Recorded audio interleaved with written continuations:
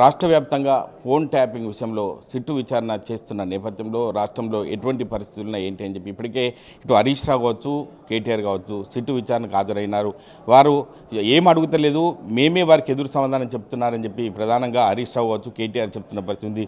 దీని విషయంలో మెదక్ ఎంపీ రఘునందన్ ఉన్నారు. సార్ చెప్పండి, అంటే సిట్టు విచారణ విషయంలో ఏం చెప్తారు సార్? ఇప్పుడు విచారణ లోపల ఏం జరిగింది అనేది బయటకు వచ్చి మాట్లాడడం అనేది మొదటి తప్పు. దీన్ని పొద్దున్న లోపలికి పోయేటప్పుడు ఒక మీడియా ఈవెంట్, సాయంత్రం బయటకు వచ్చేటప్పుడు ఇంకో మీడియా ఈవెంట్ లాగా చేసి వీళ్ళేదో దేశాన్ని ఉద్ధరించినట్టు, బార్డర్ మీద పోయి యుద్ధం చేసినట్టు బావబామ్మర్దులకి మీడియా అనవసరమైనటువంటి ఇంపార్టెన్స్ ఇస్తుంది. ఈ రాష్ట్రంలో ఉన్నటువంటి 119 ఎమ్మెల్యేలలో ఒక ఆయన సిద్దిపేట ఎమ్మెల్యే, ఇంకొక ఆయన సిరిసిల్ల ఎమ్మెల్యే. 119లో వాళ్ళిద్దరు గంతనే చూడు, అంతకంటే ఎక్కువ ఆయన ఏదో అవుతాడు, ఈయన ఏదో అవుతాడు. ఎందుకు అదంతా ఇంపార్టెన్స్, లేని ఇంపార్టెన్స్ ఇచ్చి పని లేదు వాళ్ళకి. బాగా 10 ఏళ్ళు దోషిన పైసలు ఎక్కువ ఉన్నాయి. అవి వేసుకొని పొద్దుగాలు అయితే 10 కార్లు వేసుకొని 10 మందిని వేసుకొని ఊరు మీద పడి తిరుగుతున్నారు. ఇంత రచ్చ చేస్తూ ఉంటే పోలీసు వాళ్ళు ఎక్కడికక్కడ వాళ్ళు మాట్లాడుతున్నటువంటి మాటలకి ఇచ్చేయకుండా దానికి హాఫ్ పేజీలలో మీడియా కవరేజీలు, పొద్దున్న అయితే సాయంత్రం దాకా బ్రేకింగ్లు, వాడి ఇంటికి వెళ్ళి బయలుదేరితే వాడి వెనకాల మీడియా ఊరుకుడు. ఏమవసరం అన్నా? దొంగలకు సర్దిగట్టే కార్యక్రమం మీడియాకి ఎందుకుంది? 100% వాళ్ళు తప్పు చేసిర్రు, టెలిఫోనిక్ ట్యాపింగ్ చేసిర్రు, మంది కొంపలు కూల్చిర్రు. ఇంకా దానికి ఇంకా వాళ్ళకేంది? శ్రీరామచంద్రుల లెక్క సర్టిఫికేట్ ఇస్తారు మీరు. ఏ రోజైనా శ్రీకృష్ణ జన్మస్థానానికి పోవాల్సిన వాళ్ళే బావబామ్మరుదులు ఇద్దరు. దానికి ఎందుకంత మీడియాకి లేని హైపు? కేటీఆర్ని ఏం అడగలే, కేటీఆర్ ఉల్టా ప్రశ్నలు అడిగిండు. నువ్వు చూసినావా లోపలికి పోయి? నువ్వు చూసినావా అంటున్నా? ఆయన ఏదో వచ్చి అంగిలాగిపితే అంతే కూడా బయటకు వచ్చి అట్లా చెప్పుకుంటారు ఇజ్జత్ మానం లేక. మీరు దానికి ఏదో కేటీఆర్ సవాల్ చేస్తే పోలీసు వాళ్ళు సపోర్ట్ చేయలేదు. ఏం సవాల్ చేస్తారన్న? ఏం సవాల్ చేస్తారు చెప్పు? ఏముంటుంది సవాల్ చేయడానికి? ఇవి చేసి వాళ్ళు కావాలని జనంలో ఏదో హైప్ క్రియేట్ చేసి లేని టెంపో క్రియేట్ చేసుకునే ప్రయత్నం తప్పితే ఏం వార్తలు దొరుకుతలేవా మీకు? గవి చూడుర్రి, జనానికి ఏం అవసరమో గవి చూడుర్రి. 10 ఏళ్ళ వాళ్ళు దోషినవి బయట పెట్టుర్రి. గవిటి గురించి ఆలోచించాలి కానీ మీడియా ఇద్దరికి అనవసరమైనటువంటి హైప్ ఇస్తుంది అనేది నా ఆలోచన. బరాబర్ నేను చెప్తా ఉన్నా ఇవాళ ఆ ఇద్దరు ఒక రోజు వెనక ఒక రోజు ముందు బరాబర్ శ్రీకృష్ణ జన్మస్థానానికి పోతారు టెలిఫోన్ ట్యాపింగ్లో. అంటే మాజీ ఐపీఎస్ ఆర్ఎస్ ప్రవీణ్ కుమార్ ఇప్పటికే అంటే దీనికి సంబంధించి చూసుకుంటే సజ్జనార్పై 7 కేసులు అని చెప్పి ప్రధానంగా ఆరోపిస్తుంటే సజ్జనార్ కూడా ఈరోజు మీడియా ముందుకు వచ్చి చెప్పారు. ఎటువంటి ఆధారాలను తీసుకురామని చెప్తున్నారు. ఒక వకీల్ సాబ్గా మీరు ఏం చెప్తారు సార్? ఆర్ఎస్ ప్రవీణ్ కుమార్ ఏం మాట్లాడినరో, సజ్జనార్ గారు ఏం మాట్లాడినరో నేను చూడలేదన్న. వాళ్ళిద్దరు ఐపీఎస్ ఆఫీసర్లు, వాళ్ళిద్దరి మధ్య ఏమైనా ఉంటే వాళ్ళిద్దరిని తెలుసుకోమను.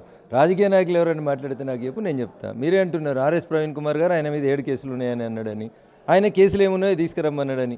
వాళ్ళిద్దరు మాట్లాడుకొని మధ్యలో నన్ను ఎందుకు? ఇద్దరు కొట్లాడుకున్నాక వకీలుగా నా దగ్గరికి వస్తే ఇద్దరు కూర్చోబెట్టి పంచాయతీ చెప్తా. అంటే సిట్ విచారణ అంటే ఇంత చిన్న చూపుగా చూస్తున్నారు బీఆర్ఎస్ పార్టీ నాయకులు, అంటే ఒక బీజేపీ పార్టీ నాయకులు. లోపల వాళ్ళకు భయం ఉన్నది, మేకపోతు గాంభీర్యం బయటికి ప్రదర్శిస్తున్నారు. ఏం లేదు ఏం లేదు ఏం లేకుండా మా మీద రేవంత్ రెడ్డి పగబట్టి అరెస్ట్ చేపిస్తున్నాడని ఒక ప్రచారాన్ని ముందు నుంచి ఒక ఎలిబిని సృష్టించుకునేందుకు ప్రయత్నం చేస్తున్నటువంటి ప్రయత్నం. నా విజ్ఞప్తి మీడియా మిత్రులకి, రాష్ట్రంలో చాలా సమస్యలు ఉన్నాయి, చాలా వార్తలు ఉన్నాయి, చాలా పంచాయతీలు ఉన్నాయి. వాటి మీద చేయరు తప్ప వాళ్ళిద్దరికి ఎందుకే అనవసరమైనటువంటి ఇంపార్టెన్స్? దోసుకున్నది వాళ్ళు, దాచుకున్నది వాళ్ళు, తిన్నదరగక 10 మందిని వేసుకొని ఎంబడి తిరిగి 10 యూట్యూబ్ ఛానళ్ళు పెట్టుకొని పంచాయతీలు చేస్తుంది వాళ్ళు. వాళ్ళ గురించి ఎంత తక్కువ ఆలోచిస్తే ఈ రాష్ట్రం అంత ప్రశాంతంగా ఉంటుంది అనేది నా భావన. అంటే ప్రజల్లో భయాందోళన కలగకుండా ఉండాలంటే సిట్ అధికారులు దర్యాప్తు చేస్తున్నారు, మీరు అడ్డగోలుగా మాట్లాడుతున్నారు ప్రధానంగా అందరూ కూడా ప్రజలు అబ్జర్వ్ చేస్తున్నారు. అంటే ఒక బీజేపీ పార్టీ తరఫున ప్రజలకు మీరు ఏం సూచిస్తారు, ఇటు ప్రభుత్వానికి ఏం సూచిస్తారు సార్? చివరిగా సిట్ అధికారులకు నేను ఒకటే అప్పీల్, తొందరగా విచారణ పూర్తి చేయండి. దోషులు ఉంటే ఇక పలానా వాళ్ళు దోషులు అని చెప్పుండ్రి, దోషులు లేకపోతే నిర్దోషులని సర్టిఫికేట్ ఇచ్చి బయటికి పంపించుర్రి. సిట్ 1, సిట్ 2, సిట్ 3 ఇట్లా కంటిన్యూ చేసుకుంటా పుష్ప 1, పుష్ప 2, పుష్ప 3 లాగా దీన్ని సీరియల్ లాగా కంటిన్యూ చేయకండి దయచేసి. ప్రజలకి ఇప్పటికే రాజకీయ నాయకులు అంటే, పోలీసు వాళ్ళు అంటే దొంగ పోలీసు కలిసి ఉన్నట్టు వీళ్ళిద్దరి మధ్యన ఏదో సంబంధం ఉంటుంది అనేటువంటి ఒక చెడ్డ అభిప్రాయం ఉంది. దయించి తెలంగాణ పోలీసులకు నేను చేసేటువంటి విజ్ఞప్తి, తప్పు ఎవరు చేస్తే తప్పు ఉంటే తప్పు ఉన్నదని చెప్పుర్రి, తప్పు లేకపోతే తప్పు లేదని చెప్పుండ్రి. కానీ దాన్ని ఒక మీడియా ఈవెంట్ లాగా పొద్దునో ఈవెంటు, లోపలికి వచ్చినప్పుడో ఈవెంటు, బయటకు వచ్చినప్పుడో ఈవెంటు, ఇవేందే? ఇక రాష్ట్రంలో సమస్యలే లేనట్టు, పంచాయతీలే లేనట్టు, ఇక రోజు బావబామ్మరుదుల సీరియల్లేనా? ఇంకా నీకు తెలియదా పెద్ద ఆయన అంటే ఎవరో ఈ రాష్ట్రంలో? నీకు తెలియదా? పోలీసు వాళ్ళకి తెలియదా? ఎవరు చెప్తే పోలీసు వాళ్ళు టెలిఫోన్ ట్యాపింగ్ చేసిరో? ఏ చౌరస్తానని పోయి నన్ను వదిలేసాయి, రాజకీయ నాయకులను వదిలేసాయి. గతంలో ఇట్లా టెలిఫోన్ ట్యాపింగ్ అయింది అని అడుగు, జనం ఏం చెప్తారో వినన్నా. నేను పబ్లిక్ లీడర్గా పబ్లిక్ పర్సెప్షన్ చెప్తున్నా. ఆధారాలు ఏమున్నాయి, ఆధారాలు ఏం లేవు, సాధించాల్సినవి సంపాదించాల్సిందంతా పోలీసు వాళ్ళు. సంపాదిస్తారా, కేసు నిర్వీర్యం చేస్తారా? కాంగ్రెస్ టీఆర్ఎస్ మళ్ళీ ఢిల్లీకి వెళ్ళి వాళ్ళ నాయకుడు ఫోన్ చేసిండని టీఆర్ఎస్ మనతోటే ఉంటుందని ఇద్దరు కలిసిపోతారా? ఈ సీరియల్ క్లైమాక్స్ అంతా నడిపించి లాస్ట్కి అరెస్ట్ చేయకుండా వదిలేస్తారా? కొన్ని సమస్యల్ని కాలం పరిష్కరిస్తుంది మహేష్ గారు, కొద్దిగా వెయిట్ చేద్దాం. Thank you. ఇది పరిస్థితి. అంటే రాష్ట్రంలో ప్రజలందరూ కూడా అబ్జర్వ్ చేస్తున్నారు.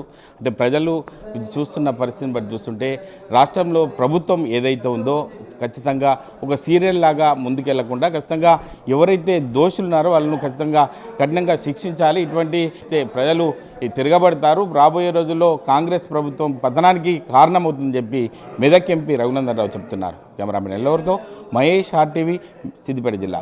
చరిత్ర సృష్టించినోడు ఇప్పుడు ఆ చరిత్రని తిరగరాయబోతున్నాడు. అబద్ధాల గోడల్ని బద్దలు కొట్టి నిజాలను రాగా మీ ముందుంచబోతున్నాడు. నిజమైన వార్తల కోసం వెంటనే డౌన్లోడ్ చేసుకోండి రా యాప్ని.